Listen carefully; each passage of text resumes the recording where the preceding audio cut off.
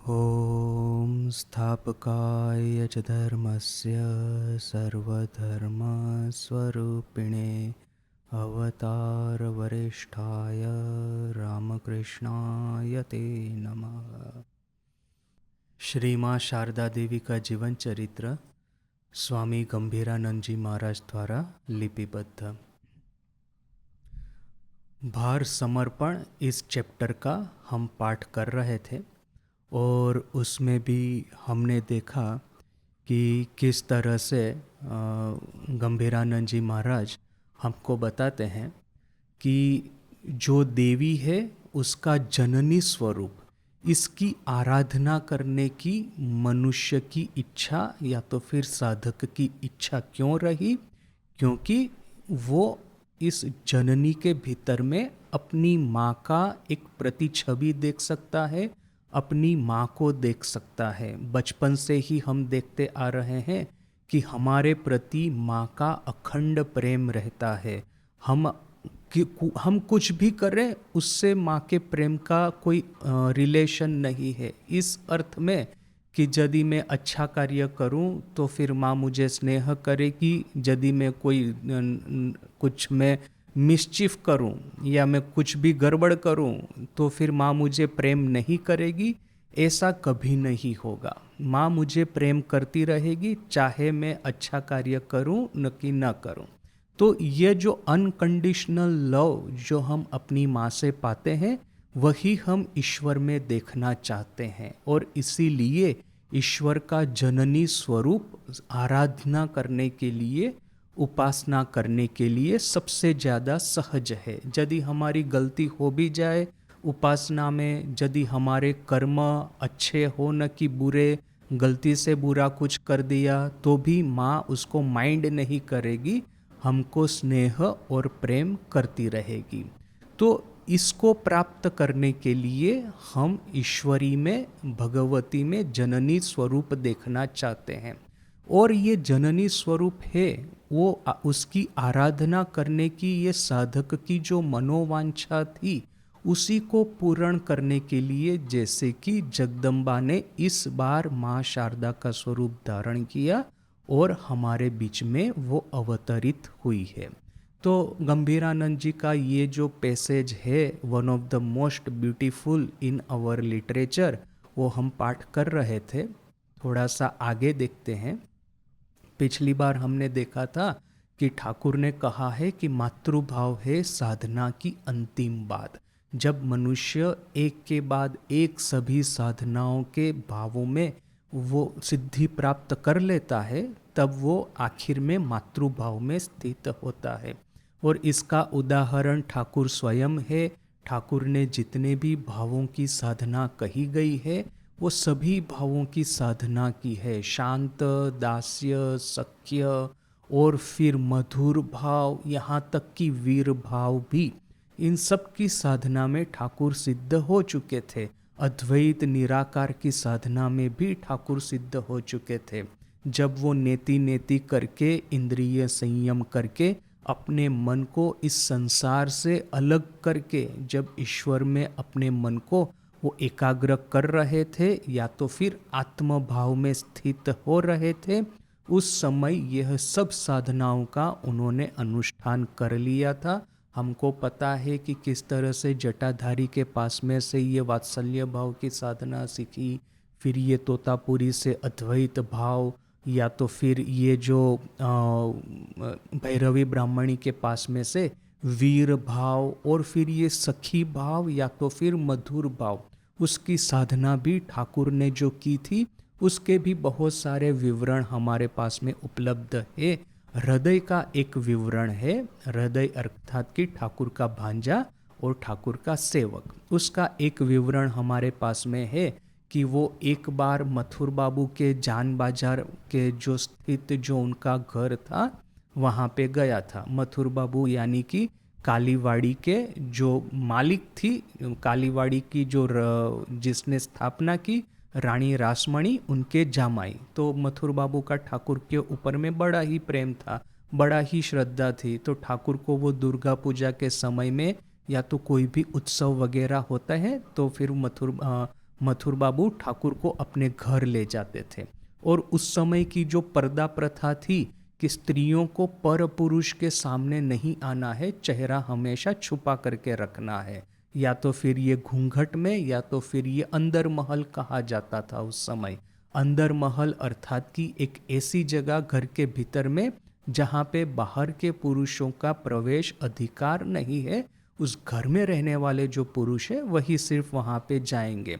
और ये प्रथाएं उस समय कैसी निष्ठुर भी थी, आपको उसका भी एक उदाहरण है। कामारपुकुर में जब ठाकुर छोटे थे तो वो उनके एक जो पड़ोसी थे वो बड़ा ही इस तरह से घमंड किया करते थे, बड़ा ही लोगों के सामने वो दिखावा किया करते थे कि मेरे अंतःपुर में या तो मेरे अंतः महल में जो स्त्रियां हैं इसका चेहरा किसी ने नहीं देखा है। और जो बाकी घरों की स्त्रियां जो कि घर के बाहर जा कर के कोई कार्य करती है, जैसे कि कुएं पे जाके पानी भरना, जलाशय में जा कर के कपड़े धोना वगैरह वगैरह, तो उसके ऊपर में उनका कटाक्ष भाव, उनके प्रति उनका तुच्छकार का भाव रहता था। तो वो कहते थे कि मेरी स्त्रियां इतनी प्योर है, यानी कि मेरे घर में इतना ये स्ट्रिक्ट है ऑर्थोडॉक्सी कि ये स्त्रियां बाहर जाएगी नहीं कहीं पे और कोई पुरुष उनका चेहरा नहीं देख पाएगा। तो ठाकुर ये बात वहाँ पे खड़े रह के सुनते थे, तो उनको लगा इसका ये जो ठाकुर तो उस समय बालक थे गदाधर, तो इवन गदाधर में भी इतनी ये बुद्धि थी कि इस तरह से स्त्रियों, यदि आपको स्त्रियों के चरित्र के बारे में ही इतनी चिंता है तो इस तरह से लोगों से छुपा करके पिंजरे में बद्ध एक पंखी की तरह रख करके आप स्त्रियों का चरित्र ठीक नहीं करने रखने वाले हैं। उसके लिए तो उनको शिक्षा, विद्या और आध्यात्मिक ज्ञान देना होगा। आध्यात्मिकता ही स्त्रियों के चरित्र की नींव है, फाउंडेशन है। तो वो गदाधर, बालक गदाधर सुन रहा था, उसने सोचा इनका अभिमान भंग किया जाए। तो फिर उसने क्या किया, वो लड़की का स्वरूप सज करके वो वहाँ पे उसके घर में गया। और फिर उस जो घर के मालिक थे उसने देखा कि अरे तो एक लड़की है। वो ठाकुर, देखिए ठाकुर की ये जो अभिनय करने की, जो स्त्री पात्र का अभिनय करने की जो एक कला थी, कौशल था, उसी समय से था। ठाकुर कहते भी है कि मैं कामारपुकुर में सबको ऑब्जर्व करता था, जैसे कि ये स्त्रियां हैं तो स्त्रियां किस तरह से चलती है, किस तरह से बात करती है, किस तरह से उनका बिहेवियर होता है, सब कुछ ठाकुर जैसे कि ऑब्जर्व करते थे। और ये ऑब्जर्व करके इसको इम्बाइब करने की, अपने भीतर में प्रवेश करवाने की क्षमता थी ठाकुर में, अपने जो उनका जो बिहेवियर है उसमें ढाल देने की। इसीलिए तो वो आम्रकानन में, वो जो माणिक राजा का आम्रकानन है, आम्रकानन अर्थात कि आम का बागान, तो वहाँ पे जाकर के वो जो अभिनय किया करते थे पौराणिक पात्रों का, उसमें ठाकुर अभिनय करने में इतने निपुण थे। वो जो फेमस घटना कि शिवरात्रि की रात को शिव का पात्र जो सजने वाला था उसको बुखार हो गया ना, कि बीमार हो गया, तो सब लोग सोच रहे किसको शिव का पात्र सजा करके वो रंगमंच पे लाया जाए। उस समय सबने कहा कि ये गदाधर है, बड़ा अच्छा अभिनय करता है, तो वो गदाधर को शिव सजा करके उनको वो स्टेज पे लाया गया था। हालांकि हुआ ऐसा कि पात्र का अभिनय सिर्फ अभिनय ही नहीं है, ठाकुर उसको जैसे कि आत्मसात कर लेते हैं। और ये आत्मसात करके ठाकुर जैसे शिव का पात्र सजे, शिव का चरित्र है, शिव की महिमा है, भगवान शिव का त्याग है, ध्यान परायणता है, ध्यान प्रीति है, वो उनके हृदय में ऐसी चली गई कि वो खुद समाधिस्थ हो गए। ठाकुर एक उदाहरण भी देते हैं, कहते हैं कि एक जगह पे नाटक चल रहा था, तो वो जो बाबू लोग जो नाटक देख रहे थे, तो नाटक देखते देखते बड़े खुश हो गए, और जो साधु का पात्र कर रहा था वो अभिनेता, उसको वो रुपया देने के लिए गए। तो ये अभिनेता ने मुंह चढ़ा करके, मुंह घुमा करके रुपया लेने से इनकार कर दिया। तो ये बाबू लोग तो बड़े थोड़े से नाराज हो गए कि अरे वो गरीब अभिनेता है इसलिए वो नाटक करता है, भले ही साधु सजा हो, है तो वो एक अभिनेता ही, तो उसको पैसा दिया लिया नहीं, ठीक है चलो, अभी उसका अभिमान इतना है, क्या करेंगे। अभी कुछ देर के बाद में वो वापस आया अभिनेता। जब वो पहली बार जो पैसा दे रहे थे वो साधु का, वो जो उसने जो ये किया था, श्रृंगार किया था, या तो फिर साधु का जो मेकअप किया था वो वैसे का वैसा ही था, किंतु अभी वो मेकअप फेकअप हटा करके, वो सब कपड़े बपड़े हटा करके साधु के अपने सामान्य स्वरूप में आकर के खड़ा रहा वो बाबू के सामने। वो कहता है कि आप जो मुझे रुपया देने वाले थे दीजिए, बख्शिश देने वाले थे दीजिए। तो बाबू थोड़े नाराज होकर के पूछते हैं कि अरे पहले तो तुमको दिया तो तुमने लिया नहीं, अभी तुम सामने से मांग रहे हो। तो ये अभिनेता क्या कहता है कि उस समय मैंने साधु का स्वांग रचा था, साधु का मेकअप किया था, इसलिए साधु तो किसी से रुपया लेगा नहीं, इसलिए मैंने आपसे रुपया लिया नहीं। अभी मैं फिर से अभिनेता हो गया हूं, तो अभी आप मुझे रुपया दीजिए। तो ये कहानी ठाकुर हमको कहते हैं। इसका अर्थ क्या है? इसका अर्थ है कि जो पात्र का अभिनय करना है वो पात्र आपके हृदय में ऐसा बैठ जाना चाहिए, उस पात्र के गुण जो है आपके भीतर में ऐसे चले जाने चाहिए कि जैसे कि क्या होगा कि आप उस पात्र के साथ में एकाकार हो जाए, एकीभूत हो जाए। तो यहाँ पे भी ठाकुर ने वो जो बालक गदाधर, उसी समय से उसको ये अभिनय करने की कला जो थी उसकी आत्मसात हो गई थी, उसमें उसका एक्सपर्टाइज आ गया था। तो वो बालक गदाधर वो वहाँ पे उसके घर जाके कहता है कि अच्छा मैं एक यहाँ पे वो रास्ते से जा रही थी, अभी मैं थक गई हूँ, थोड़ा सा मुझे विश्राम करना है। तो वो घर के मालिक ने सोचा अच्छा ये तो एक लड़की ही तो है, ठीक है जाओ तुम भीतर में जाओ, सब स्त्रियां हैं वो तुम्हारी संभाल लेगी, ऐसा बोल करके गदाधर को जाने दिया। गदाधर भी भीतर में चला गया और फिर भीतर में स्त्रियां भी जैसे कि गदाधर को पहचान नहीं पाई। तो गदाधर ने भीतर में रह के सब कुछ देख लिया, कौन क्या कर रहा है, कैसे है, वगैरह वगैरह सब कुछ। और फिर उसने बाहर आकर के वो जो घर का मालिक था उसको सब बता दिया। तब कहीं जाकर के उस मालिक का घमंड जो है वो चकनाचूर हो गया। वो कहता रहता था ना कि अभी तक मेरे घर की स्त्रियों को किसी पुरुष ने देखा नहीं है, तो वो घमंड उसका चकनाचूर हो गया। हालांकि गदाधर तो बालक ही था और उसका मन में तो पवित्र भाव ही था, किंतु देखिए कि ये जो कहानी का आशय है कि यदि जो पात्र का अभिनय करते हैं उस पात्र में संपूर्ण रूप से गदाधर अपने को ढाल देता था। तो ये जो मधुर भाव की जब ठाकुर साधना करते थे उस समय ये मथुर बाबू ने ठाकुर को अपने जान बाजार के घर पे लाके रखा था। और मथुर बाबू को पता था कि ठाकुर इतने पवित्र हृदय है कि उनको अपने घर की स्त्रियों के साथ में भी बिना किसी झिझक के वो जाकर के उनके साथ में रह सकते हैं, वार्तालाप कर सकते हैं। तो वहाँ पे एक दिन ऐसा हुआ, ये हृदय के द्वारा कही हुई कहानी है। हृदय क्या कहता है कि एक समय था कि मैं जब देवी के दर्शन के लिए गया, ये दुर्गा पूजा न की ऐसा ही कोई उत्सव मथुर बाबू के घर में हो रहा था, उसका आयोजन देवी के आसपास में मथुर बाबू के घर की स्त्रियां खड़ी रह करके देवी को चामर व्यजन कर रही थी। उस समय मथुर बाबू ने मुझे कहा कि अच्छा देखो तो ये जो सब स्त्रियां खड़ी है उसमें तुम्हारे मामा कौन से हैं? ठाकुर तो हृदय तो ठाकुर का भांजा था और ठाकुर उसके मामा थे, तो इसलिए मथुर बाबू हृदय को ऐसा पूछते हैं कि देखो तो इसमें कौन है तुम्हारे मामा। तो हृदय कहता है कि मैं सही सही में पहचान नहीं पाया। इतना वो ठाकुर ने अपने को स्त्री वेश में, स्त्रियों के गहने पहन करके, स्त्रियों के वस्त्र पहन करके, स्त्रियों के साथ में खड़े रह करके इतना वो मधुर भाव से माँ को चामर ढाल रहे थे कि उनको स्त्रियों से अलग करके पहचानना मुश्किल था। तो ये देखिए कि मधुर भाव की साधना भी ठाकुर ने कर ली थी, किंतु और फिर अल्टीमेटली अद्वैत साधना करके फिर निर्विकल्प समाधि ठाकुर ने प्राप्त की।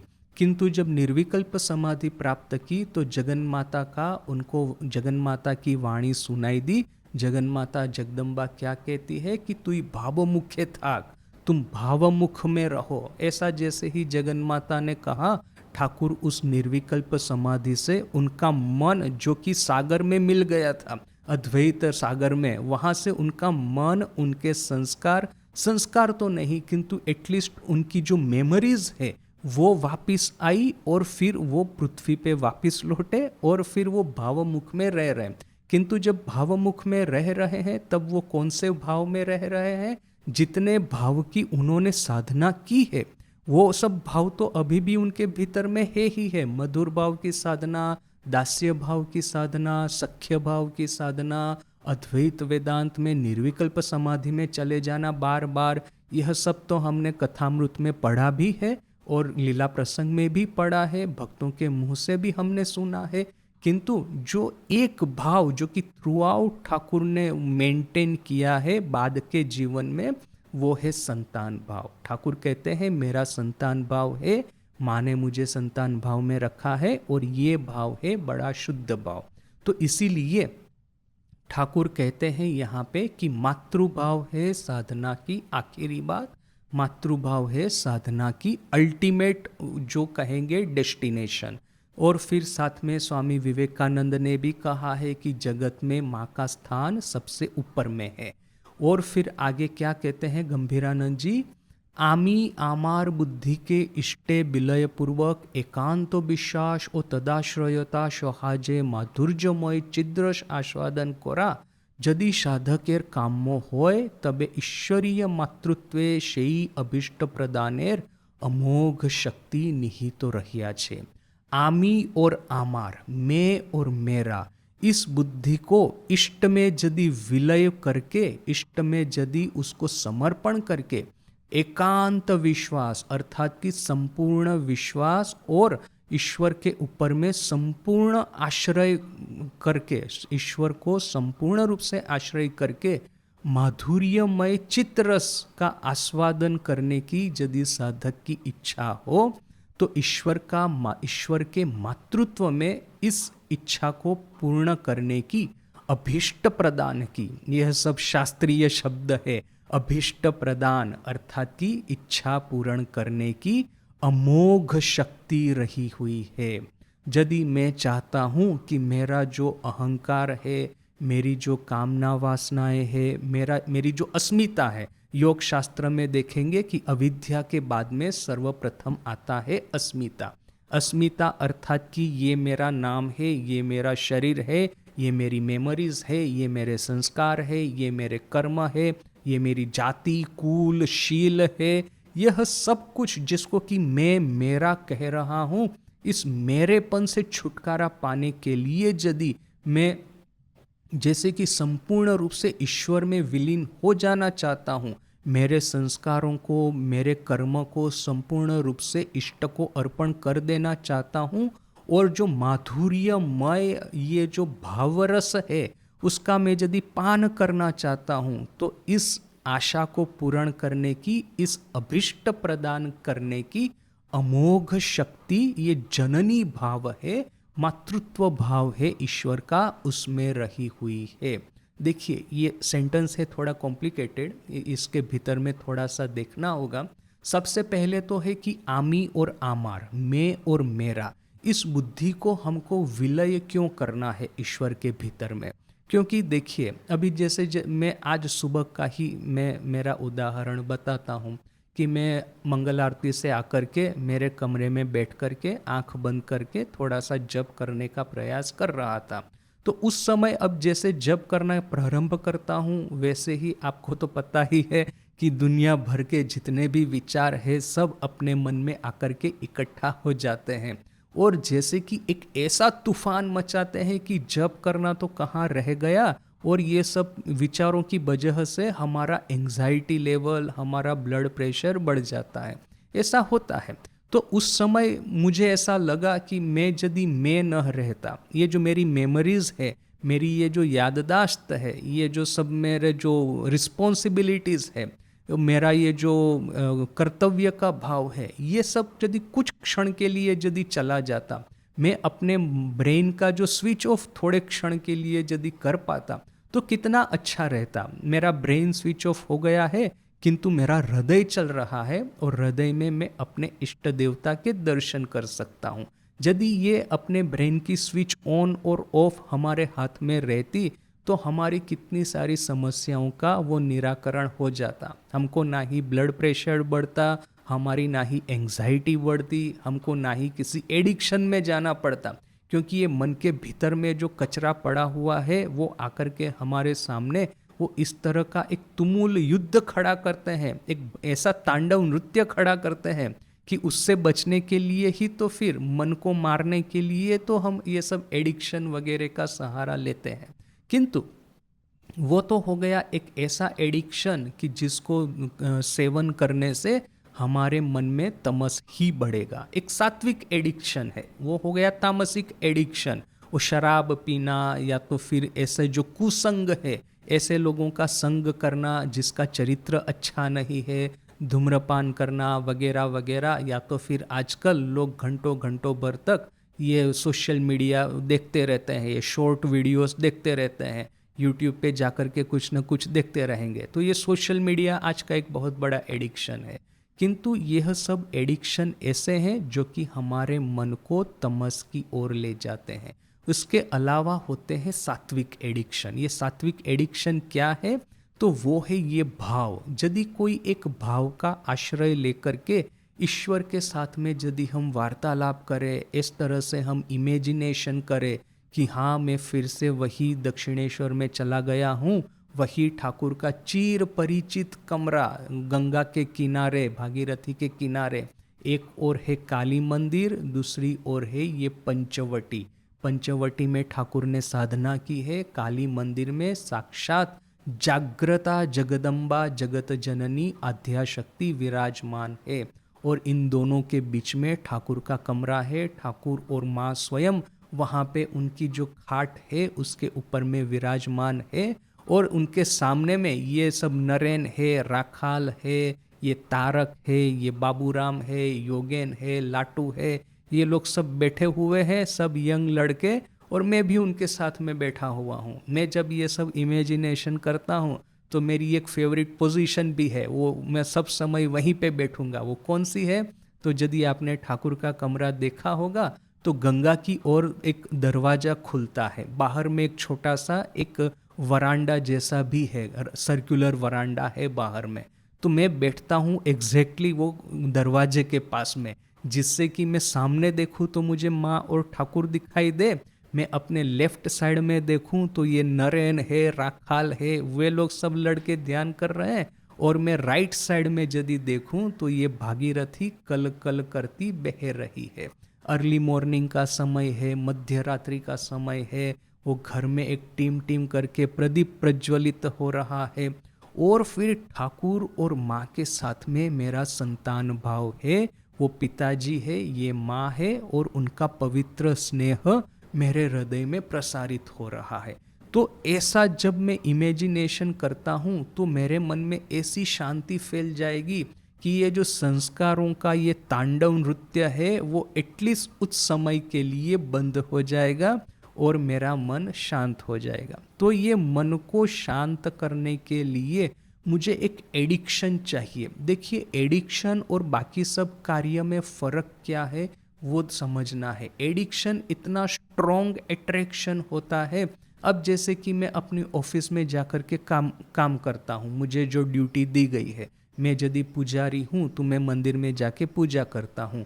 मुझे यदि अकाउंट का रिस्पॉन्सिबिलिटी दिया गया है तो मैं ऑफिस में बैठ के अकाउंट देखता हूँ। मुझे यदि बुक स्टॉल का रिस्पॉन्सिबिलिटी मिला है तो मैं बुक स्टॉल में जाकर के वो करता हूँ। मैं यदि गृहस्थ हूँ तो फिर मुझे जो भी इस कार्य करना है जगत के सब करता हूँ। किंतु हम सबको पता है कि हमारा ये जो कितना ही अच्छा कार्य हम बाहर में कर ले, मैं यदि किसी एनजीओ के माध्यम से कोई अच्छा सेवा कार्य भी करता हूँ, मंदिर में भी जाता हूँ, साधु संग भी करता हूँ, उत्सव में पार्टिसिपेट करता हूँ, रिट्रीट में जाता हूँ, तीर्थ यात्रा में जाता हूँ, कितने ही शुभ कार्य हम कर क्यों न ले, जब ये संस्कारों का तुमुल नृत्य, ये तांडव नृत्य जब प्रारंभ होता है तो वो सब मेमोरीज किसी काम की नहीं है। कभी कभी काम करती है किंतु ज़्यादातर समय काम नहीं करती है। तो फिर उस समय एक ऐसा कोई एक स्ट्रॉन्ग हैबिट चाहिए, क्योंकि संस्कारों के सामने वो युद्ध कर सके। संस्कारों में इतना प्रबल उसमें स्ट्रेंथ होती है, तो उसको प्रबल, उसकी जो प्रचंड शक्ति है उसको काटने के लिए जो मैं साधना का अवलंबन लेता हूँ उसमें भी वो प्रचंड शक्ति होनी चाहिए। तो प्रचंड पावरफुल संस्कार, उसके सामने पावरफुल साधना। तो ये पावरफुल साधना जो है, भाव साधना ही एक ऐसी साधना है जिसमें वो पावर है। ये जो इमोशन जिसको कहते हैं, विचार और ये भाव, our thoughts and our emotion, विचारों की शक्ति ज़्यादा नहीं होती है। विचार, संस्कार और इमोशंस यानी कि ये फीलिंग्स, तो ये thoughts, our impressions and our emotions, विचार, संस्कार और भाव, ये तीन चीजें हैं। विचार है या तो थॉट्स है, उसका स्ट्रेंथ इतना नहीं है जितना कि ये संस्कार और इमोशन का है। यानी कि यदि आपको संस्कार को काटना है तो इमोशन के माध्यम से ही, भाव के माध्यम से ही काट पाएंगे। आप यदि अपने मन से ये वेदांत विचार कितना भी करते रहे कि अहम ब्रह्मास्मि, ये देह में नहीं, देह की ये जो मेमोरीज है वो में नहीं, संस्कार में नहीं, ये मेरे ये जो जगत संसार है उसमें मेरा कोई अपना नहीं है, ईश्वर ही अपने है, या तो फिर मेरा जो सही स्वरूप है आत्मा स्वरूप, यही मेरा सही स्वरूप है, ऐसा हम मुंह से कितना बोलते रहे, मन से चाहे कितना विचार करते रहे, संस्कार की जो शक्ति है, संस्कार का जो स्ट्रेंथ और पावर है, उसके सामने ये वेदांत विचार टिकेगा नहीं। उसके लिए, संस्कार को काटने के लिए आपको ये इमोशन या भाव ही चाहिए। देखिए, विचारों में शक्ति कब आएगी? जब हम विषयों का त्याग करेंगे, जब इंद्रियों के विषय का जैसे जैसे त्याग करते जाएंगे, ब्रह्मचर्य यार और फिर जितनी भी जो त्याग की साधना है उसका हम जितना पालन करते जाएंगे, वैसे वैसे विचारों में शक्ति आएगी। इससे पहले विचारों में बिल्कुल शक्ति नहीं आएगी। इससे पहले, जिसको हम विल पावर कहते हैं, विल पावर इतना यही है जो कि अपने विचारों को स्ट्रेंथ देता है। यदि मैं यहाँ पे बैठ के कहता हूँ, एक आम आदमी यहाँ पे बैठ के कहता है कि ये जो मेरे विचार है, ये मेरे संस्कार है, ये जो मेरा ये नाम रूप है पंच महाभूत का, ये पंच प्राण का बना हुआ देह है, इससे परे मेरा जो स्वरूप है वही है आत्मन अहम ब्रह्मास्मि, ऐसा मैं यदि बोलूँगा तो उससे कोई फर्क नहीं पड़ने वाला, क्योंकि ये विचारों में कोई शक्ति ही नहीं है। किंतु यदि मैं 12 बरस यदि ब्रह्मचर्य का दृढ़ रूप से पालन करूं और फिर मैं यदि ये कहूं कि अहम ब्रह्मास्मि, तो साथ साथ में ही मेरे भीतर में वो ब्रह्म भाव जागृत हो जाएगा। यानी कि विचार को शक्ति देने के लिए, विचारों को पावर देने के लिए त्याग होना चाहिए। बिना त्याग के विचारों के भीतर में, थॉट्स के भीतर में किसी भी तरह की शक्ति नहीं होती। तो फिर हम जब साधना का प्रारंभ करते हैं, त्याग करने की हमारी क्षमता लिमिटेड है, या तो फिर जन्म जन्मांतर का इतना भोग किया हुआ है कि धीरे धीरे करके त्याग करते करते वो कितने और जन्म लग जाएंगे। तो उस समय जब संस्कारों का तांडव नृत्य प्रारंभ होता है, उस समय उसके सामने कैसे लड़ा जाए, तो वो है भाव। भाव में संस्कार से भी ज्यादा शक्ति है। यदि हम इस तरह से अपने हृदय में कोई एक भाव उत्पन्न कर पाए तो वो संस्कारों को संपूर्ण रूप से दमन कर सकता है। ये जो देवी का आगमन पुरातन काल में हुआ था असुर दमन के लिए, तो वही कार्य देवी अपने हृदय में बैठ करके संस्कार रूपी असुरों का दमन कर सकती है। तो ये हो गया कि ये संस्कार के सामने लड़ने के लिए एक हमारे सामने एक सहज शस्त्र। और इसीलिए यहाँ पे महाराज जी लिखते हैं कि आमी आमार, मैं और मेरा, ये जो बुद्धि है इसको यदि हमको विलीन कर देना है और फिर माधुर्यमय चित्त रस का यदि हमको आस्वादन करना है, तो ईश्वर के मातृत्व स्वरूप में वो अमोघ शक्ति है जो कि हमारा अभिष्ट प्रदान करेगी, हमारे मन की वासना को पूर्ण करेगी। शांतो दास्यो बाष्फलादिते यथाक्रमे अधिकाधिक आत्मीयता बोधेर विकास होय सत्तो। शांत, दास्य और फिर वात्सल्य, ये जो सब भाव है उसमें एक के बाद एक भाव का आश्रय लेते जाएंगे तो स्टेप बाय स्टेप ये जो भाव की शक्ति है वो बढ़ती जाएगी। या तो फिर आत्मीयता बोध है, ईश्वर के साथ में मेरी आत्मीयता है, वो बढ़ती जाएगी, ये बात तो सही है। किंतु मातृबक्षाश्रितो एकांत निर्भर शिशुर तन्मयत्व बोध यही समस्त के अतिक्रम करिया जाए। किंतु मातृबक्ष आश्रितो, माँ की गोद में जो आश्रय जिस शिशु ने एकांत निर्भर, संपूर्ण निर्भरता पूर्वक जिस शिशु ने आश्रय लिया है, उसका जो तन्मयत्व है, तन्मयता माँ के साथ में, ये तन्मयत्व बोध यानी कि माँ के साथ में तन्मयता की ये उसकी जो फीलिंग है, इमोशन है, उसकी जो सेंसेशन है, ये सबको अतिक्रम कर सकती है। देखिए, इसके भीतर में भी ये महाराज जी हमको एक बड़ा एक कॉन्सेप्ट इम्पोर्टेंट समझाते हैं। यदि भाव साधना का चरम लक्ष्य या तो भाव साधना का कोर कॉन्सेप्ट है ईश्वर के साथ में तन्मयत्व स्थापित करना, ईश्वर के साथ में आत्मीयता का स्थापन करना, तो ये आत्मीयता का स्थापन जो है, आत्मीयता है, वो कैसे होगी? किसके साथ में जो रिलेशन होता है वो सबसे ज़्यादा हमको आत्मीय बोध होता है।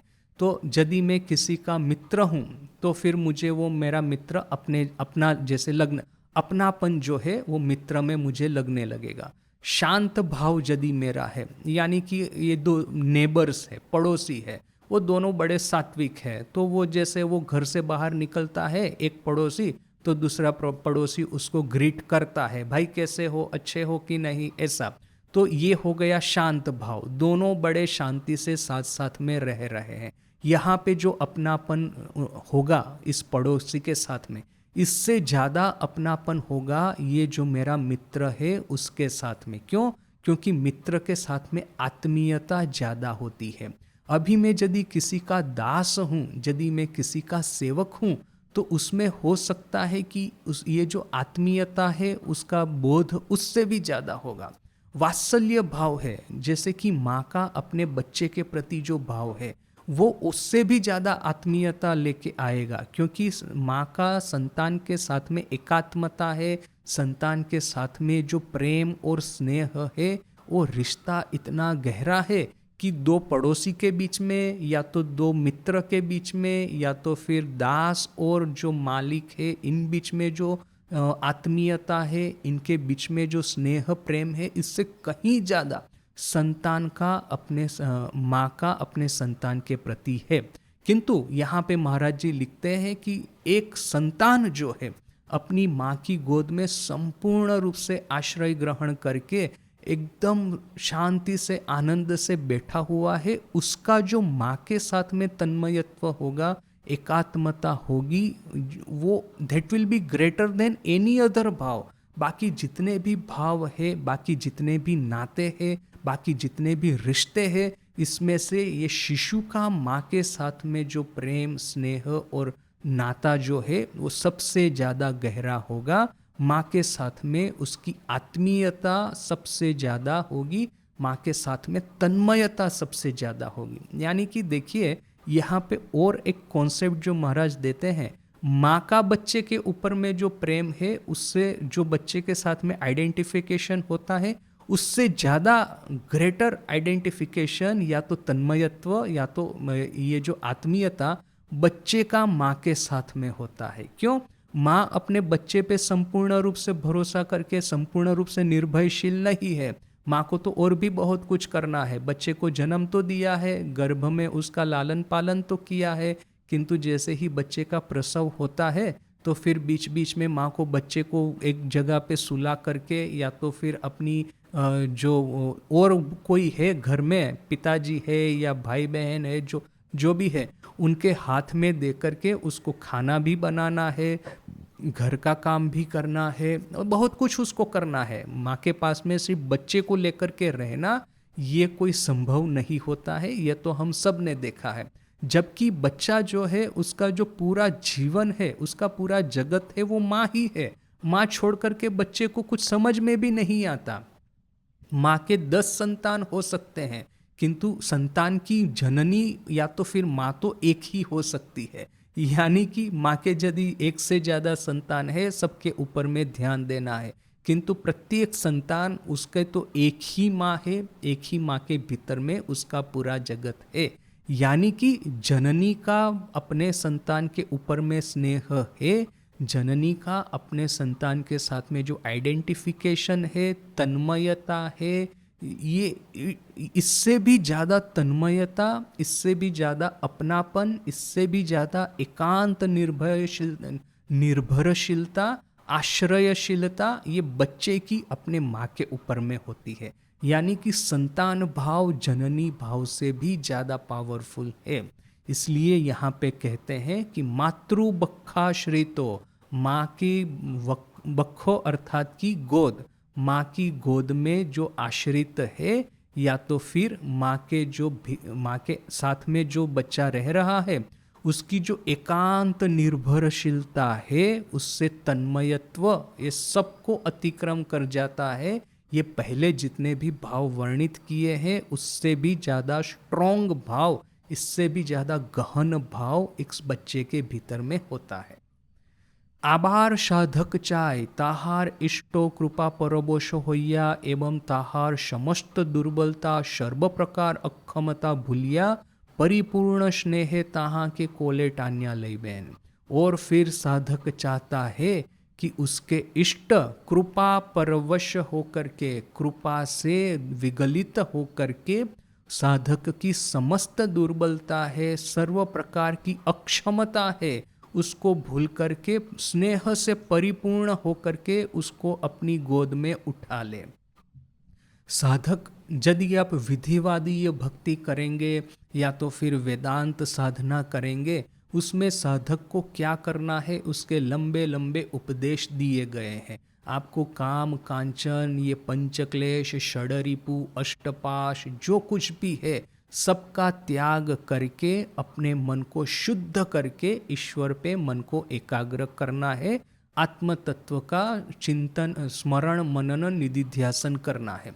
किंतु ये करने की क्षमता तो मेरी बड़ी लिमिटेड है, ना ही मैं अपने मन की वासनाओं से मुक्त हो सकता हूँ, ना ही मैं ईश्वर के ऊपर में संपूर्ण निर्भरशील, संपूर्ण रूप से आश्रित हो सकता हूँ। तो फिर मुझे ऐसा तो क्या है मेरे जीवन में जो कि मुझे साधना के क्षेत्र में आगे बढ़ा पाए।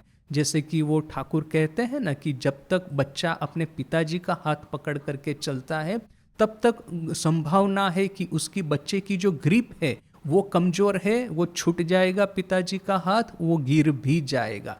किंतु जब पिताजी बच्चे का हाथ पकड़ करके चलते हैं तो पिताजी की ग्रिप तो बच्चे की ग्रिप से ज़्यादा पावरफुल होती है। वो बच्चे का हाथ किसी भी कीमत पे छोड़ने वाले नहीं है, बच्चा कभी गिरेगा नहीं। यानी कि हमारी ये जो मानसिक कमजोरी की अवस्था है, उस समय हम चाहते हैं कि ईश्वर स्वयं मुझे सहाय करे। जैसे कि कल हमने राम प्रसाद के वो पदावली में देखा था, राम प्रसाद कहता है कि मैं सोचता तो हूँ कि मैं तुम्हारा नाम लेता रहूँगा, किंतु बीच बीच में सब भूल जाता हूँ। किंतु अब मुझे समझ में आ गया है कि ये मेरी कमजोरी की वजह से नहीं हो रहा, ये तुम्हारी चतुराई की वजह से हो रहा है। वो ठाकुर कहते हैं ना, वो खेल है बूढ़ी छुआ, यानी कि एक जो बूढ़ी है, यानी कोई एक पोस्ट होगी, उसको स्पर्श कर लेना है तो आप खेल में से आप मुक्त हो जाएंगे। किंतु वो बूढ़ी चाहती है कि वो कोई खेल में से मुक्त न हो और खेल चलता ही रहे, तभी तो उसको आनंद आएगा। तो यानी कि ये महामाया है, वो नहीं चाहती शायद कि सबको मुक्ति मिल जाए। सबको मुक्ति मिल जाएगी तो संसार कैसे चलेगा। यानी कि मुक्ति मिलती है एक दो को, बाकी सबको महामाया जैसे कि मोह और भ्रम में डुबा करके उनके पास में उनको इस संसार रूपी चक्की में पीसती ही रहती है। किंतु यदि मैं साधना की इस अवस्था में यही महामाया यदि मेरा हाथ पकड़ करके मेरी कमजोरियों से मेरी रक्षा करती हुई मेरी साधना में यदि मुझे आगे बढ़ाए तो फिर मैं साधना या तो फिर ये प्रैक्टिस, स्पिरिचुअल प्रैक्टिसेस जो है वो मैं सहज रूप से कर पाऊँ। और इसीलिए यहाँ पे महाराज कहते हैं कि इष्ट कृपा परवश होकर के साधक की सब दुर्बलता और सब तरह की अक्षमता भूल करके परिपूर्ण स्नेह से उसको अपनी गोद में उठा ले, तो फिर साधक कहेगा कि हाँ, अभी मेरी साधना का मार्ग प्रशस्त हुआ। ये माँ के जीवन में एक घटना है। एक बार ऐसा हुआ कि माँ को कोआलपाड़ा से जयराम बाटी जाना था। माँ कलकत्ता से कोआलपाड़ा आई थी और फिर वहाँ से जयराम बाटी जाना है, तो बीच में फिर ये एक नदी है, तो नदी क्रॉस करनी है। तो फिर माँ ने अपने जो भाई थे वहाँ पे जयराम बाटी में उनको मैसेज किया कि मैं आ रही हूँ, तुम लोग पालकी वगैरह है, नौका वगैरह जो कुछ भी है वो लेकर के वहाँ पे नदी के किनारे कहीं पे उपस्थित रहना, तो फिर मुझे वो आने में सुविधा होगी। अब वहाँ पे जाकर के देखा तो एक भी भाई उपस्थित नहीं है। तो फिर माँ थोड़ी नाराज हो गई, कैसे भी करके वो जयराम बाटी आई तो सही, फिर अपने भाइयों को कह रही है, यही प्रसन्न मामा और फिर ये यही काली मामा, कि तुम लोग जो है कि मुझे आई थिंक प्रसन्न मामा को ही कहा कि अरे मैंने तुमको मैसेज किया और तुम मुझे लेने के लिए नहीं आए, ऐसा तो क्या तुम्हारा ऐसा काम आ गया था। तो वो मामा क्या कहते हैं कि मैं काली के भय से आया नहीं। काली मामा माँ के दूसरे भाई हैं और उनका नेचर थोड़ा सा ये रुक्ष था, क्रोधान्वित हो जाते थे, बीच बीच में बड़े गुस्सा हो जाते थे, तो उसके भय से मैं आया नहीं। और फिर ये मामा क्या कह रहे हैं कि देखो हम तो चाहते हैं कि तुम्हारी कितनी सेवा करे, किंतु हमारे में वो सेवा करने की क्षमता नहीं है, किंतु तुम ऐसा आशीर्वाद करना कि मैं हमेशा जितने भी जन्म है तुम्हारे साथ में ही जन्म लेता रहूं, तुम हमारे घर में ही हमारी लाडली बहना होकर के जन्म लेती रहो।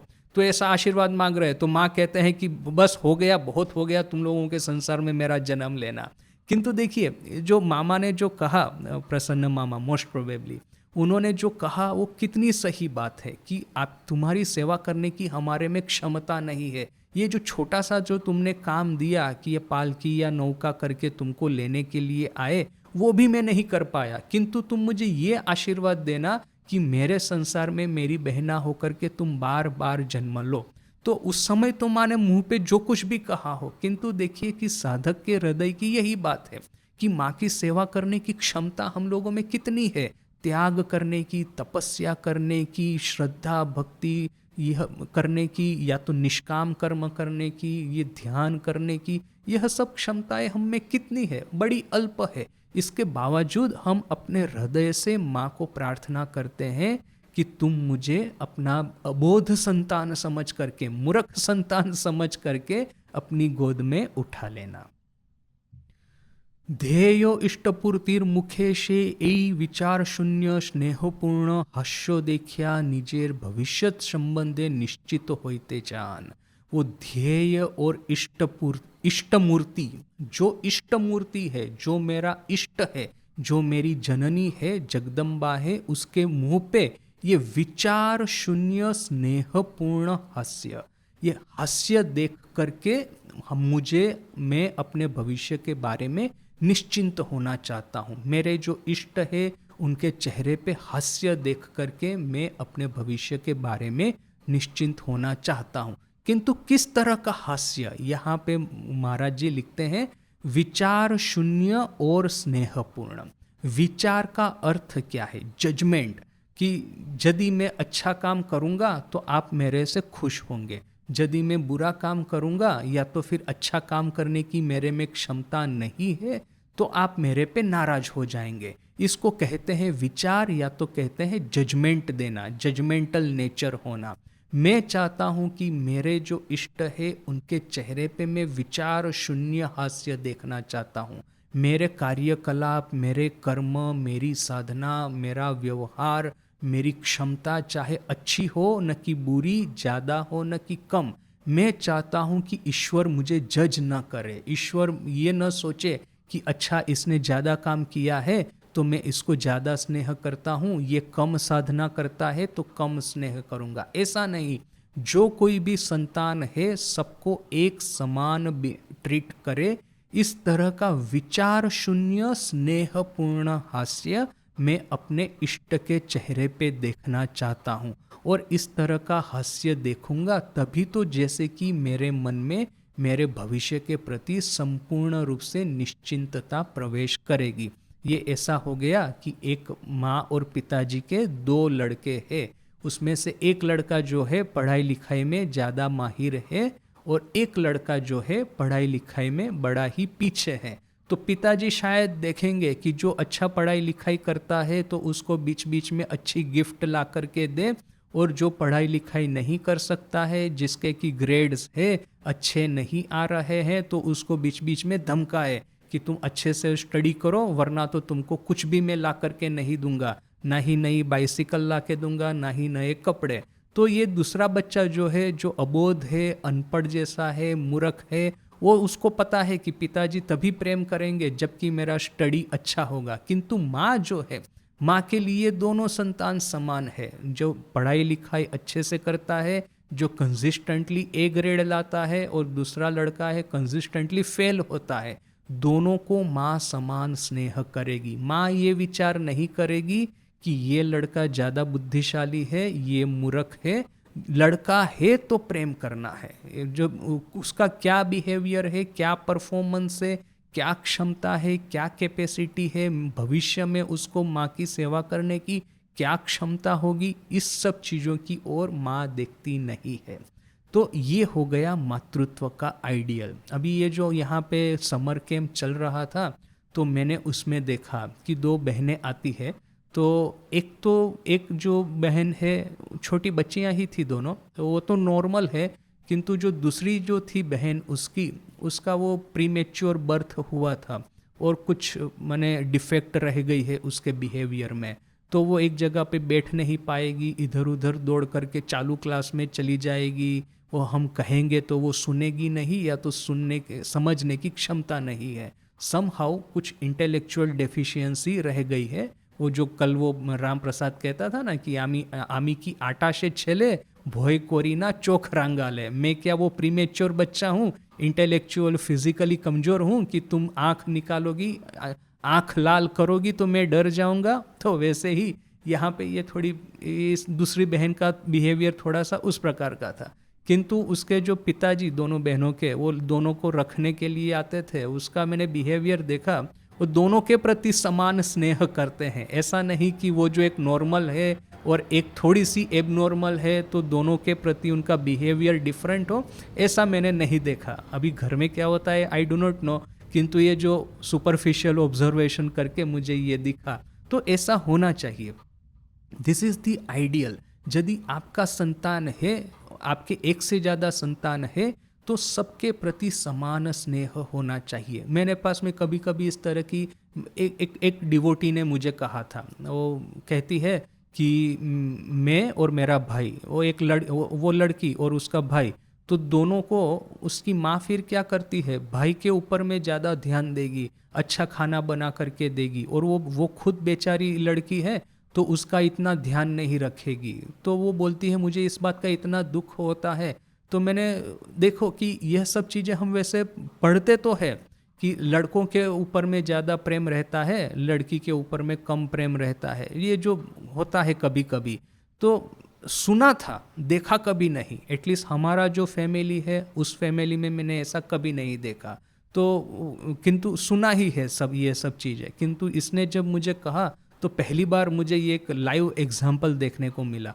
ये वो कहती थी वो डिवोटी कि एक बार मैं स्कूटी लेकर के जा रही थी, वो गिर गई, तो फिर थोड़ी सी इंजरी भी हुई। सो घर आई तो उसकी माँ कहती है कि अरे तुमने ये स्कूटी को क्यों डैमेज कर दिया, अभी इसको रिपेयर करने का कौन पैसा देगा? तो वो डिवोटी कहती है कि मुझे तो पूछा ही नहीं कि तुम गिरी हो, तो तुमको लगा है, तुमको इंजरी हुई है, ट्रीटमेंट चाहिए, क्या हुआ, थोड़े से स्नेह के दो वचन, ऐसा नहीं। स्कूटी को क्या वो ये हो गया डैमेज, अभी पैसा खर्च करना पड़ेगा। अभी ऐसा ही उसके भाई के साथ में कुछ होता तो स्कूटी फूटी को भूल करके सबसे पहले उसके भाई की चिंता करती। तो ऐसे माँ बाप भी होते हैं कि लड़का लड़की है तो लड़कों के प्रति ज़्यादा स्नेह है, लड़की के प्रति कम स्नेह है। तो ऐसा होना ये कम्प्लीटली एबनॉर्मल है। मनुष्य के भीतर में ये भाव रहते हैं, जगत जननी के भीतर में, आध्याशक्ति के भीतर में इस तरह का ये जो फेवरिटिज्म है या प्रेजुडाइज है किसी के प्रति, वो कभी नहीं रहेगा। ये है आदर्श। और इसीलिए यहाँ पे महाराज जी इतना सुंदर शब्द यूज करते हैं, विचार शून्य स्नेहपूर्ण हास्य। मैं कुछ भी करूं, मैं लड़का हूं न कि लड़की, इंटेलेक्चुअली शार्प हूं न कि इंटेलेक्चुअली डेफिशिएंट, मेरी माँ का मेरे प्रति एक समान व्यवहार होना चाहिए। वो मुझे जज नहीं करनी चाहिए, तभी तो मैं अपने भविष्य के बारे में आश्वस्त होऊंगा। और इसीलिए शैशव होइते मायर मुखे शेई उच्च भाव देखिते अभ्यस्तो, साधनार क्षेत्रेओ से केनो उहाते वंचितो थाकबे। शैशव हो मैंने शिशु अवस्था से ही जब एक साधक अपनी माँ के चेहरे पे ये विचार शून्य स्नेहपूर्ण हास्य देखने को वो हैबिचुएटेड हो गया है, तो साधना के क्षेत्र में वो इस भाव से क्यों वंचित रह जाए। बचपन में माँ उसको स्नेह करती है, वो चाहे लड़का हो न कि लड़की, चाहे वो अच्छे मार्क्स लाता हो कि न लाता हो, वो जो अनकंडीशनल विचार शून्य स्नेह उसको मिल रहा है और जजमेंट लेस स्नेह उसको जो मिल रहा है, वही स्नेह वो क्यों ईश्वर के पास में से प्राप्त करना नहीं चाहेगा। इसीलिए ईश्वर का जननी रूप में आगमन। अहेतुक करुणामय गुरु शिष्य के उच्च तत्वेर परिचय ओ उपदेश दिया, ताहार मने जागतिक भोग सुखेर प्रति वैराग्येर संचार करें। अच्छा, टाइम हो गया, मैंने देखा ही नहीं टाइम की ओर। अच्छा, ये अभी इसके बाद में थोड़ा डिफरेंट टॉपिक चालू होता है, इसको अभी हम नेक्स्ट क्लास में देखते हैं। ओम शांति शांति शांति। हरि ओम तत्सत। श्री राम कृष्णार्पणमस्तु।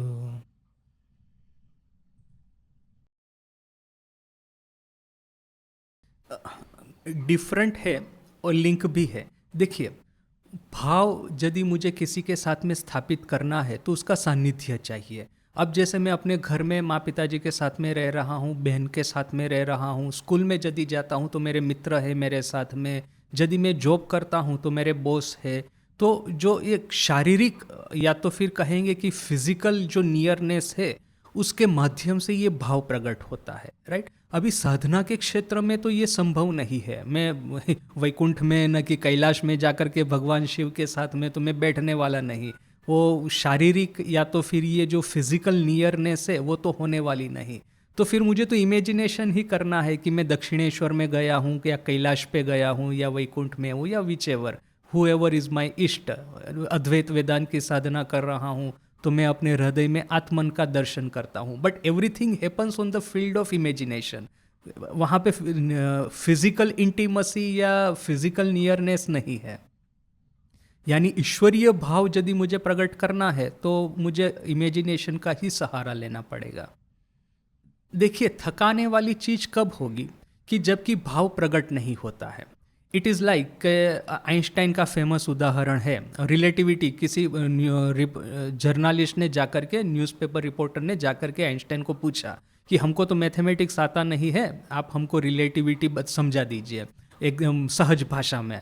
अभी रिलेटिविटी क्या है कि आपके वो स्टेट जो होता है फिजिकल सिस्टम का, वो डिपेंड करता है किसी एक दूसरे स्टेट के ऊपर। इसको रिलेटिविटी का बेसिकली, वो मैथमेटिक्स का बड़ा कॉम्प्लेक्स क्वेश्चन सिस्टम है। अब सामान्य भाषा में सामान्य आदमी को रिलेटिविटी कैसे समझाए, तो आइंस्टाइन बड़ा सुंदर उदाहरण देता है। बोलता है कि आप गर्म तवे पे आप बैठ गए होंगे तो एक पल भी, एक सेकंड भी आपको एक घंटे जैसा लगेगा, क्योंकि वो सफरिंग जो है वो इतना इंटेंस होगा। और यदि आप स्नेह के पात्र के साथ में बैठ कर के गप लगा रहे हैं तो एक घंटा भी एक सेकंड जैसा लगेगा। क्यों? क्योंकि टाइम ऐसे बीत जाएगा कि आपको पता भी नहीं चलेगा। अभी देखिए कि दोनों के बीच में डिफरेंस क्या है। वहाँ पे सफरिंग है, यहाँ पे लव है। लव जो है वो आपको समय एक घंटा चला ऐसा लगेगा। आप किसी के साथ में बात कर रहे हैं, मित्र के साथ में, न कि जिसके साथ में आपका प्रेम है उसके साथ में बात कर रहे हैं, कहाँ टाइम चला गया। कोई कहेगा हेलो जाने का समय हो गया, हम आश्चर्यचकित हो जाएंगे, अरे ये कहाँ चला गया समय। क्यों? क्योंकि वहाँ पे प्रेम, स्नेह, भाव वो उपस्थित है।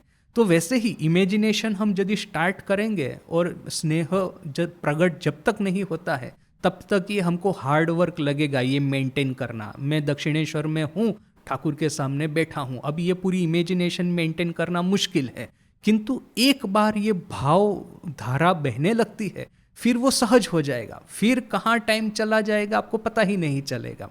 मैंने इस तरह की बहुत सारी ये कंस्ट्रक्ट, हम जो बात कर रहे थे ना, दिस आर कंस्ट्रक्ट, और उसमें ही मैंने कहा था कि कंस्ट्रक्ट को मेंटेन करने के लिए कंस्ट्रक्ट को फाउंडेशन है वो है भाव।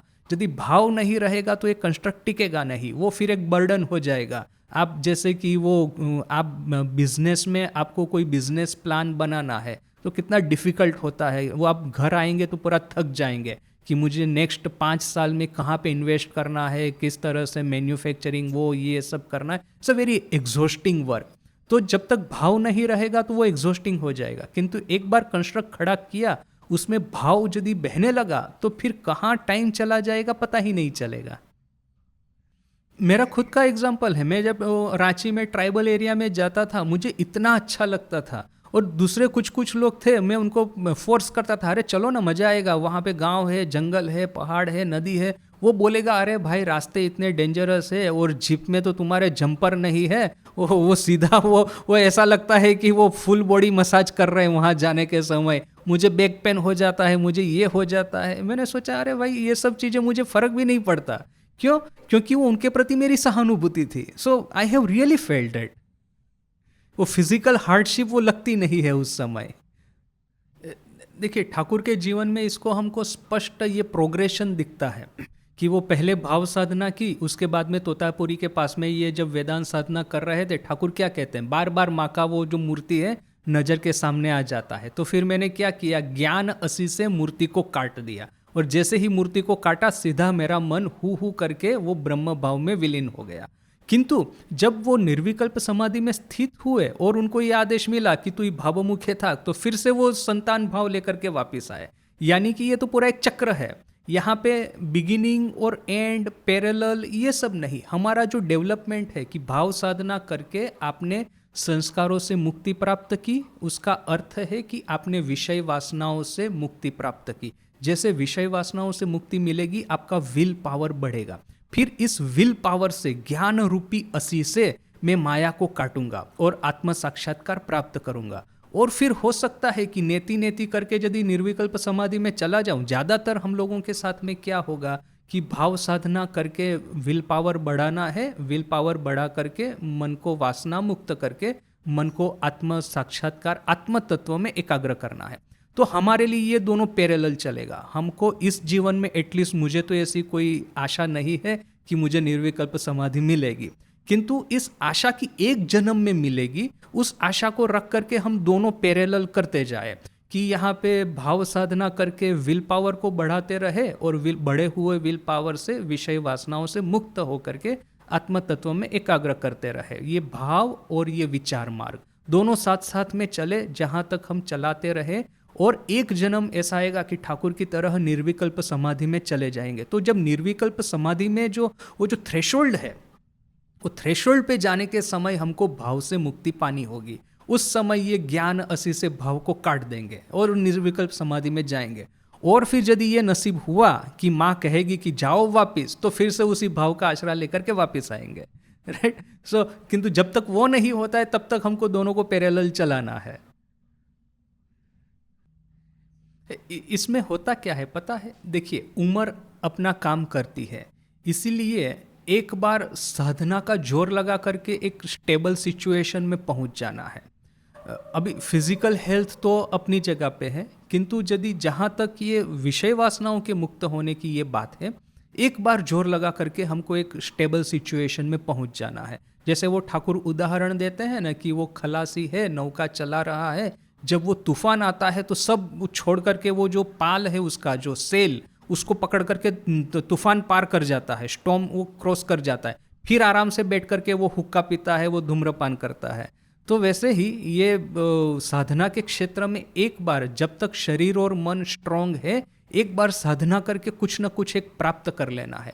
उसके बाद में नेचुरली जैसे उम्र बढ़ेगी, शरीर और मन दोनों शिथिल होता जाएगा, तो उस समय फिर शरणागति का आश्रय लेके रहना है। यानी कि हमारे जीवन में भी एक छोटा सा ये सर्कल है कि एक बार शुरू में, जैसे मैं अपनी खुद की बात करूं, जैसा आपने कहा ना कि आपके साथ में ये कि मैं भी जब बेलूर मठ में था उस समय मेरा जो रूटीन था दोनों टाइम में, मतलब मैं ट्रेनिंग सेंटर में था उस समय भी और ये कंप्लीट वर्क्स में था उस समय भी, दोनों समय मेरा एक एग्जेम्पलरी रूटीन फॉलो करने का प्रयास किया है। किंतु बाद में जब मैं राजकोट आया तब मैंने देखा कि अभी क्या है कि एक पूरा मानसिक शिथिलता आ गई है। वो बेलूर मठ की तरह अभी मैं नहीं रह पाऊंगा कि सुबह को 4 बजे मंगल आरती है, फिर नाश्ते का टाइम है 6 बजे का, 6:30 का, यानी कि मेरे पास में 2.5 घंटा है तपस्या करने का।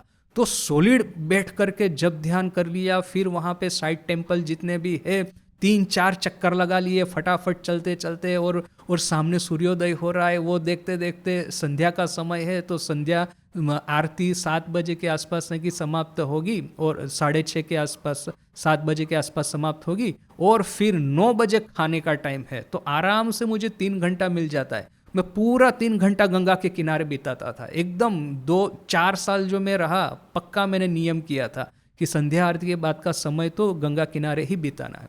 किंतु जैसे मैं राजकोट गया ना, मेरा पूरा ये सब जैसे कि ये लूज हो गया, मतलब वो कैपेसिटी नहीं रही। अभी आज मुझे यदि बेलूर मठ पोस्टिंग होगा तो मैं ये नहीं कर पाऊंगा, वो फिर मैं कमरे में चला जाऊंगा, लेटे लेटे कुछ पढ़ता रहूंगा या तो कुछ ऐसा कुछ करूंगा, वो तपस्या करने की क्षमता अभी नहीं। तो क्या होता है हम सभी के जीवन में, जब क्षमता होती है तो एक बार जोर लगा करके एक स्टेटस प्राप्त कर लेना है, उसके बाद में फिर वो शरणागति को लेके रहना है। अभी मैं यहाँ पे आया हूँ, फिर से मैं थोड़ा ट्राई कर रहा हूँ, वो सी शोर है यहाँ पे सुबह को जाने का, वो कभी जाता हूँ कभी नहीं जाता हूँ। किंतु देखिए वो हो गया विधिवादी कर्म मार्ग कि आपको जितनी डोरी दी है, जितनी रस्सी है उतना आप मतलब कर लो, आप घूम लो। और ये हो गया आपका कि ये गैर कानूनी मार्ग कि वो भी नहीं कर पाऊंगा, अभी बताओ क्या करना है। तो गिरीश का भाव। जो क्षमता दी है आपने उसका भी मैं इस्तेमाल नहीं कर पाऊंगा, अभी बताइए आप क्या करना है। एग्री विथ यू, किंतु सामने यदि आर्ग्यूमेंट ही करनी है तो ये कह सकते हैं कि ये तो माँ के भाई थे, उनका दावा बनता है। शरणागति भी नहीं करूंगा, अभी बताओ क्या करना है। गिरीश को भी छोड़ के ऊपर चले गए। माँ ने कहा कि मेरे भाइयों ने माथा काटा तपस्या की होगी, मैंने सर काट के तपस्या की होगी, तभी मैं उनके घर में उनकी बहन होके आई हूं, माँ ने खुद ने कहा है।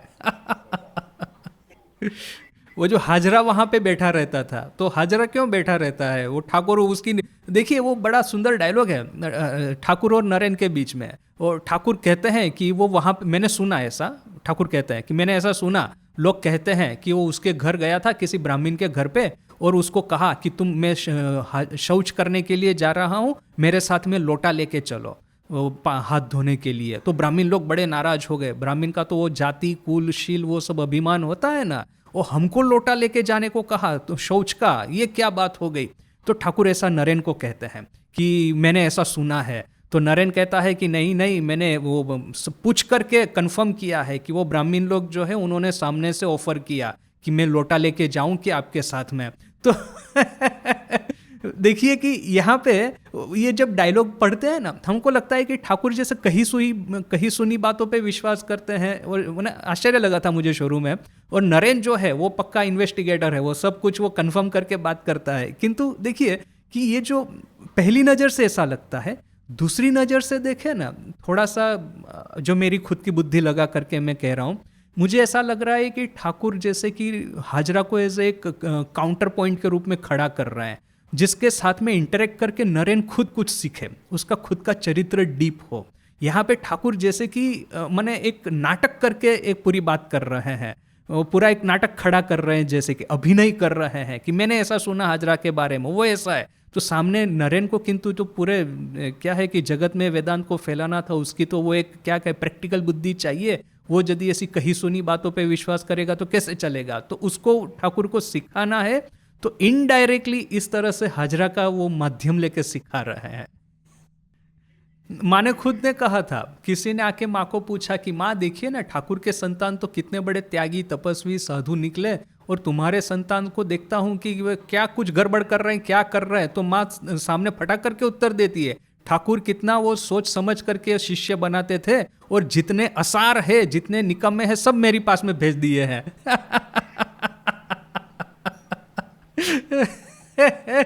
माँ ने खुद ये बात कही है। तो जयराम बाटी से एक डिवोटी आया, और ये सब राजा महाराज है, बाबूराम महाराज है बेलूर मठ में, वो जो गंगा की ओर का किनारा का वो जो ये है वरांडा, वहाँ पे बैठे हुए थे। और ये भक्त कह रहा है कि माँ ने ऐसी बात कही है। तो बाबूराम महाराज कहते हैं, कृपा ही केवलम, कृपा ही केवलम, यानी कि माँ ही है जो कि ये जहर पचा सकती है। वह जो मैंने बताया था ना एक बार कि स्मरणानंद जी ने मोस्ट प्रोबेबली ये बात कही है। ठाकुर माँ स्वामी जी का फोटो देखेंगे ना, वो जो वर्शिप पोज है, तो स्वामी जी की आँख ऑलमोस्ट बंद है, ठाकुर की आधी खुली है, माँ की पूरी खुली है। तो मैंने स्वामी जी एकदम चेकिंग करके डिसाइपल बनाएंगे, ठाकुर है कि ज़्यादातर लोगों को एक्सेप्ट करते हैं, जबकि माँ है वो सबको एक्सेप्ट कर लेती है। वो आंख कितनी खुली है उसके बेस पे वो कितने को एक्सेप्ट करते हैं। स्वामी जी के डिसाइपल देखेंगे कि वो बहुत कम है। इसके बारे में मेरी लुइस न्यू डिस्कवरी में डिस्कस करती है। वो स्वामी जी कहते हैं एक बार कि मैंने विदेश में हजारों हजारों शिष्यों को बनाया है, प्रणव मंत्र में मैंने इनको दीक्षा दी है। तो वो कैसे कि स्टेज ऊपर से वो कहते हैं कि ये प्रणव मंत्र है, उसकी उपासना करनी चाहिए। तो इस तरह से यदि कहेंगे तो उनके काफ़ी शिष्य थे। बट जैसे आपने कहा, this is non traditional way. अपना जो ट्रेडिशनल वे है वो उस ट्रेडिशनल वे में उन्होंने बहुत कम लोगों को दीक्षा दी है।